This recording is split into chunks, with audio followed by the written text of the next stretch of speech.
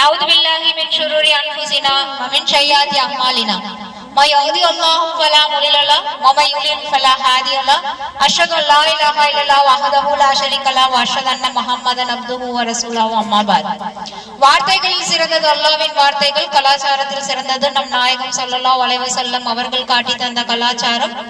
மார்க்கத்தில் புதிதாக தோன்றியவை, தோன்றிக் கொண்டு இருப்பவை, இனி தோன்றப்பட இருப்பவை யாவும் பித்தத்துகள். அந்த பித்தத்துகள் ஒன்றொன்றும் வழிகேடு. அந்த வழிகேடு நம்மளை கொண்டு போய் சேர்க்கும் இடம் நரகம் என்ற நபிகள் நாயகம் ஸல்லல்லாஹு அலைஹி வஸல்லம் அவர்களின் எச்சரிக்கையை உங்களுக்கு நினைவூட்டியவளாகவும் எனக்கு நானே நினைவூட்டிக் கொண்டவளாகவும் இந்த உரையை நான் ஆரம்பம் செய்கிறேன். இந்த வாய்ப்பினை ஏற்படுத்தி தந்த அல்லாஹ்வுக்கே புகழ் அனைத்தும்.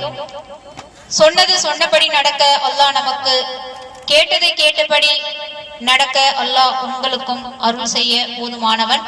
டெய்லி தொழுவுறீங்க எத்தனை பேர்? 5 times. ஆதிலுக்கு கொடுங்க தொழுகை ஷீட். ஆதிலுக்கு ஃபர்ஸ்ட் கொடுங்க தொழுகை ஷீட். எதுக்காக பயான் வைக்கிறோம், எதுக்காக தொழுகை சொல்றோம், எதுக்காக உங்களுக்கு சூரா சொல்லி கொடுக்கிறோம், எதுக்காக உங்களுக்கு துவா சொல்லி கொடுக்கிறோம்? அல்லாஹ் சுப்ஹானஹு வ தஆலா திருமறை குர்ஆன்ல எங்கெல்லாம் அவனை பத்தி நினைவு கூறுங்க, எங்கெல்லாம் என்னை நினைச்சு பாருங்க, எங்கெல்லாம் என்னை அஞ்சிக்கோங்க அப்படின்னு சொல்றானோ அந்த கூடவே சேர்த்து பல இடங்கள்ல மறுமை நாள் ஒன்று இருக்கு, அதையும் அஞ்சுக்கோங்கன்னு சொல்றான். மறுமை நாளுக்கு பயந்துக்கோங்கன்னு சொல்றான். மறுமை நாளை நமக்கு மனசுல ஆணி அடிச்ச மாதிரி இறங்கணுன்றதுக்காகவே பலவிதமான பெயர்களை கொண்டு மறுமை நாளை சொல்லி எச்சரிக்கை செய்யறான்ல. அன்னைக்கு யாரும் உங்களுக்கு சிபாரிசுக்கு வரமாட்டாங்க அப்படின்னு சொல்றான்ல. அன்னைக்கு உங்களுக்கு யாரும் உதவ மாட்டாங்க. அன்னைக்கு தன்னந்தனியா நிற்பீங்க. பயங்கரமான நிகழ்வுகள்லாம் நடக்கும். அந்த மறுமை நாளை குறித்து நீங்கள் அஞ்சி கொண்டு வாழுங்க. மறுமை நாளில் வெற்றி அடைஞ்சால் தான் நீங்க வெற்றியாளர்கள் அல்லாஹ் நம்மளுக்கு படிச்சு சொல்றான்.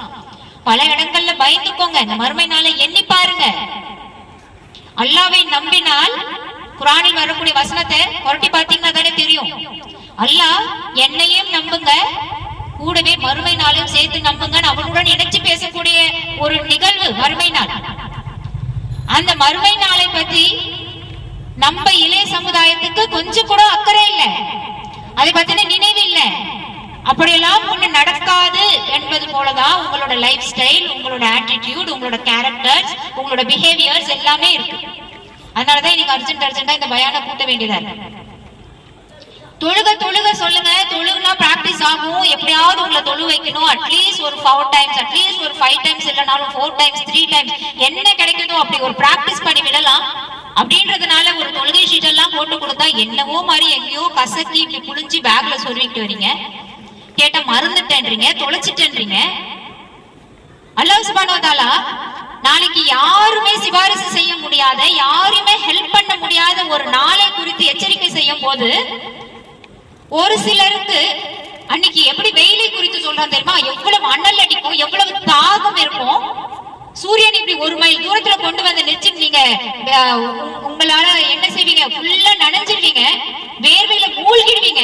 இப்படி எல்லாம் சொல்லும் போது சிலருக்கு மட்டும் நிழல் தரேன் எல்லாம் சொல்றான். சிலருக்கு மட்டும் நிழலை ஏற்படுத்துவேன். எதோட நிழல்? எப்படி நிழல் இருக்கும்? மரம் இருக்குமா? இல்ல ஷெட் போட்டு வச்சிருப்பானா? அல்லாஹ் ஷெட் போட்டு வச்சிருப்பானா? அப்புறம் எப்படி அல்லாஹ் நிழல் கொண்டு வருவான்? எதோட நிழல் இருக்கும்? அர்ஷோட நிழல். அது மட்டும் தான் நிழல், அல்லாஹ்வுடைய அர்ஷோட நிழல். அதுல எல்லாரும் போய் நிக்கதான் ஆசைப்படுவோம். ஏன்னா அவ்வளவு அனல், அவ்வளவு வெயில், அவ்வளவு சூடு. எங்கேயாவது நம்மளுக்கு கொஞ்சமா ஒரு நிழல் கிடைச்சிடாதா அப்படின்னு ஏங்கும் போது அல்லாஹ் வாங்க என்னோட அர்ஷுக்கு நிழலுக்கு கீழே வாங்கன்னு சிலரை கூப்பிடுவானே. அதுல ஒரு சிலர் பர்டிகுலரான ஒரு விஷயத்தை பேசணும். அதுல ஒருத்தர் தான் இந்த இளம் வயசுல அல்லாஹ்வின் நினைவோட வாழ்றோம். அல்லாஹ்வின் நினைவோடு, அல்லாஹ்வின் மார்க்கத்தோடு சம்பந்தப்பட்டு தன்னை பள்ளியோடு தொடர்பு கொண்டு இந்த சின்ன வயசுல வாழ்றவங்களுக்கு அல்லாஹ் அர்ஷோட நிழல் கிடைக்குது. எவ்வளவு பெரிய விஷயங்கள் செய்யறவங்களுக்கெல்லாம் அல்லாஹ் அந்த அர்ஷ நிழலை கொடுக்கும் போது அதுல ஒரு சாரார் உங்களை சேர்க்கிறேன்னு சொல்றானே அல்லாஹ். ஏன்னா அது கடினம்னு அல்லாஹ்வுக்கும் தெரியும். இந்த வயசுல மார்க்கத்தோடு இணைஞ்சு வாழ்றது, மார்க்கத்தோடு உலகத்தையும் புரிஞ்சு கொண்டு, உலக விஷயங்களையும் தன்னை அர்ப்பணித்துக் கொண்டு, உலக விஷயங்களையும் கற்றுக்கொண்டு, மார்க்க விஷயத்தையும் கற்றுக்கொண்டு அதன்படி நடந்து வாழ்றது சிரமம்னு அல்லாஹ்வுக்கு தெரியறதுனாலதான் அப்படி நீங்க நடந்தீங்கன்னா உங்களுக்கு அர்ஷோட நிழலை அன்னைக்கு தரேன்னு சொல்றானே ரப்பு. என்ன செஞ்சிட்டு இருக்கிறோம் நம்மலாம்? எப்படி கொண்டு வரோம் அல்லாஹ்வோட நினைப்ப? என்ன செய்யறோம்? ஒரு தொழுகை ஷீட் போட்டு தொழுறதுக்கே நம்மளால முடியலையே. அப்படியே டிக் பண்ணியாலும் அப்படியே தொழுதாலும் இங்க வந்து பனிஷ்மெண்ட் கொடுக்கறாங்களே, இங்க வந்து திட்டுவாங்களே, கேர்ள்ஸ் முன்னாடி திட்டு வாங்கணுமே, பாய்ஸ் முன்னாடி திட்டு வாங்கணுமேன்றதுக்காக தொழுறீங்களே தவிர, நாளைக்கு மறுமையில அல்லாஹ்வோட அர்ஷோட நிழல் கிடைக்கும்ன்ற எண்ணத்தை மனசுல வச்சு எத்தனை பேர் தொழுறீங்க? எத்தனை பேர் தொழுறீங்க?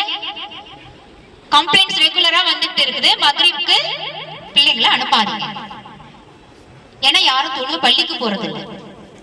இந்த பக்கம் ஒரு குரூப் போகுது, அந்த பக்கம் ஒரு குரூப் போகுது. அது எதுக்கு நீங்க தொழுக அனுப்புறீங்க? தொழுக அனுப்புறோம்ன்ற பேர்ல நாங்க எங்களோட கடமை, அல்லாஹ் நாளைக்கு எங்களை கேள்வி கேட்க கூடாது இல்ல.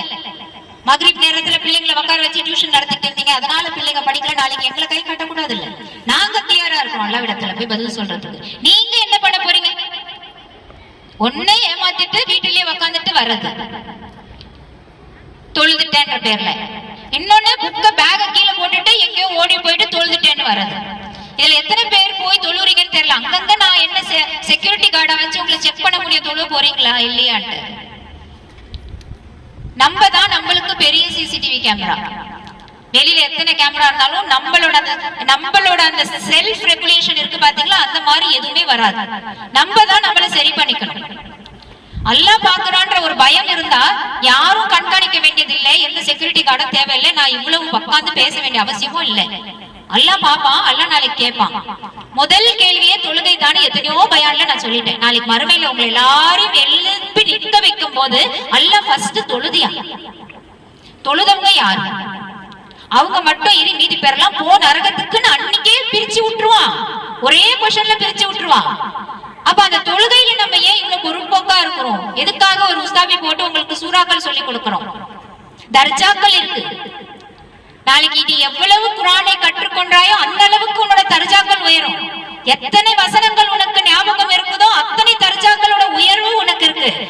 ஒரு சூரா சொல்லுங்க, ஒரு ஆயத்துல் குர்சியை கத்துக்கோங்க அப்படின்னு சொன்னா உங்களுக்கு அவ்வளவு கஷ்டமா இருக்கும். அப்ப அல்லாஹ்வோட அர்ஷ் கிடைக்கிறது இலகுவான விஷயம் இல்ல. அப்ப உங்களுக்கு தரேன்னு சொல்றானே அல்லாஹ். இந்த இளம் வயசுல அல்லாஹ்வோட மார்க்கப்பற்றோடு அல்லாஹ்வோட பயத்தோடு வாழ்றது சிரமம். அப்படி இருந்தும் அந்த சிரமப்பட்டு அந்த அல்லாஹ்வோட பயத்தை நீங்க மனசுல கொண்டு வந்தீங்கன்னா அல்லாஹ் உங்களுக்கு அர்ஷோட நிழலை தர காத்து இருக்கிறானே. வேண்டாமா? வேண்டாமா? அர்ஷோட நிழல் வேணுமா வேண்டாமா? இப்போ இந்த பயான் ஈவினிங் டைம்ல நடக்குது. வெயில் டைம்ல நடந்துச்சுன்னா எப்படி இருக்கும்? ரொம்ப சிம்பிள். இங்க இருக்கிற வெயில விட 99% டெம்பரேச்சர் கூட, அதுவும் தெரியும்.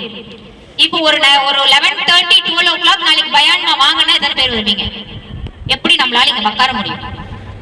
எப்படி அந்த வெயில்ல உட்கார முடியும்? அந்த வெயிலே நம்மளால தாங்க முடியாது, உட்கார முடியாது. நாளைக்கு மறுமையோட வெப்பத்துல அல்லாஹ் கேள்வி கேட்பான். எத்தனை ஆண்டு காலம்னே தெரியாது அந்த கேள்வி கணக்கு முடிகிற நாள். அந்த ஒரு வெப்பத்தை நம்மளால எப்படி சமாளிக்க போறோம்? அப்ப அன்னைக்கு அந்த அல்லாஹ்வோட அர்ஷோட நிழல் வேண்டாமா? நம்மளுக்கு வேணுமா வேண்டாமா? அப்ப என்ன செய்றீங்க? அதுக்காக என்ன செய்யணும்? அட்லீஸ்ட் என்ன செய்யணும்னு எத்தனை பேர் தெரிஞ்சு வச்சிருக்கீங்க? என்ன செய்யணும்? அதுல ஒரு கேட்டகரி என்ன? தொழுறது, உள்ள வரதுக்கு என்ட்ரி டிக்கெட் தொழுகை. உள்ள என்ட்ரி ஆகணும்னா உங்களுக்கு தொழுகை வேணும். அந்த அர்ஷோட நிழல் வேணும்னா என்ன செய்யணும்? நீங்க வளரும் காலத்திலேயே இந்த சிறு வயதிலேயே மார்க்கத்தோட உங்களை சம்பந்தப்படுத்திக்கிட்டே வரணும். நாளைக்கு அதுக்கான வாய்ப்புகள் எங்களுக்கு கொடுக்கப்படல, அதுக்கான ஏற்பாடுகள் எங்களுக்கு இல்ல, எங்களோட என்விரான்மெண்ட் அந்த மாதிரி இல்லைன்னு நீங்க சொல்லக்கூடாதுன்றதுக்காகத்தான் இவ்வளவு முயற்சிகள். இந்த முயற்சிகள் நான் மறுபடியும் எல்லா பயான்லயும் சொல்றதுதான். நாங்க ஒன்னும் டைம் பாஸ்க்காக செய்யல, ரொம்ப ஈஸியாவும் செய்யல. இதை நீங்களே ஃபீல் பண்ணுவீங்க நினைக்கிறேன். நான் எவ்வளவு சிரமத்தோட உங்களுக்கு இதுவும் அதையும் பேலன்ஸ் பண்ணி கொடுத்துட்டு இருக்கிறோன்றது உங்களுக்கு ஃபீல் ஆகுதா இல்லையான்னு தெரியல. பட் சொல்றேன், இட்ஸ் நாட் சோ ஈஸி. இது ரெண்டையும் மேனேஜ் பண்ணி நடத்திட்டு வர்றது ரொம்ப சிரமமான ஒரு விஷயம். அதுக்காகவே ஒரு ஆள் போட்டு உங்களை கண்காணிச்சிட்டு இருக்கிறோம். எவ்வளவு ஒழுக்கங்கள் சொல்லி கொடுக்க முடியுமோ, எவ்வளவு மார்க்க விஷயங்களை உங்களுக்கு எத்தி வைக்க முடியுமோ அவ்வளவு விஷயங்களை சொல்லி கொடுக்கறதோட நோக்கம் நாளைக்கு உங்களுக்கும் அந்த அர்ஷோட நிழல் கிடைக்கணும்ன்றதுக்காக தான்.